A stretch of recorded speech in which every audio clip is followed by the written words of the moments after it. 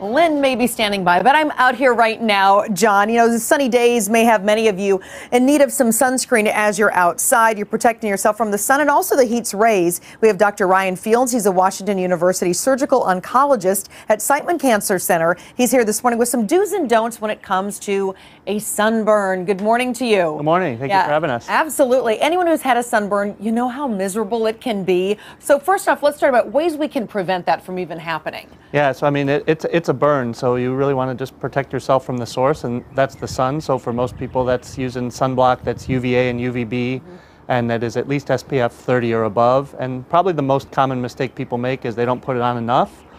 So I always say that one shot glass full would cover, you know, your back or your front, so using enough, and then applying it frequently enough, especially if you're sweating or coming in and out of the water. Yeah, when you say frequently, how often should you reapply? It's probably at least every 1 to 2 hours, and it could be more than that literally if you're, you know, out biking or running or something where it's just kind of sweating off. And if you are able to do it, you really want to put it on about 15 or 20 minutes before you go outside, so you don't just put it on and sweat it right off and then coming in and out of the pool or the lake. All right. If you happen to get a sunburn, maybe you didn't reapply as often as you should have, what are some home remedies you can use? Yeah, so there are a lot of over-the-counter really moisturizers, things with aloe vera some people like because of that cooling effect.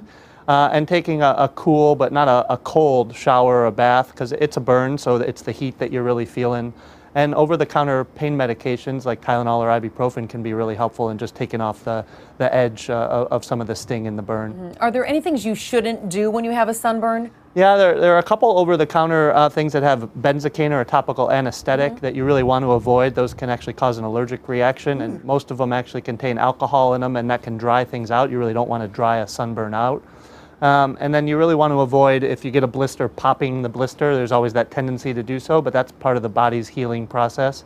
If they do pop, you then just want to keep them clean and moist and just prevent them from getting real dried out and flaky. Yeah, and it does get flaky. I know some people will start messing with that too. Should we leave it? Yeah, you should leave it, but that's where the moisturizers can help too, especially with kids. And if it's a real kind of itching problem, then some hydrocortisone cream that you can buy over the counter can really help with that as well. Yeah, doctor, you can really get overwhelmed by looking on the store shelves. There's so much out there. Are there any ingredients specifically that we either want in there or should avoid? So I think what you want are moisturizers, and you don't need a lot of perfumes and cosmetics and things like that. So really just a good moisturizer.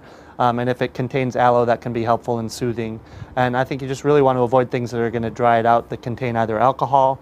You don't want to put rubbing alcohol. That's been a home remedy people have used sometimes. And you want to avoid these benzocaine or type sprays that are really meant to be an anesthetic to take some of the edge off. That's where I think the Tylenol and Motrin can help with kids as well. Yeah, absolutely. Yeah. Is there ever a point where you really should contact a doctor? Yeah, I mean, it's a burn, so it's no different than a burn you would get from hot water. So like a real hot burn, if you get a bad burn and it's blistering and then blisters out quite a bit, or any signs of infection you're worried about.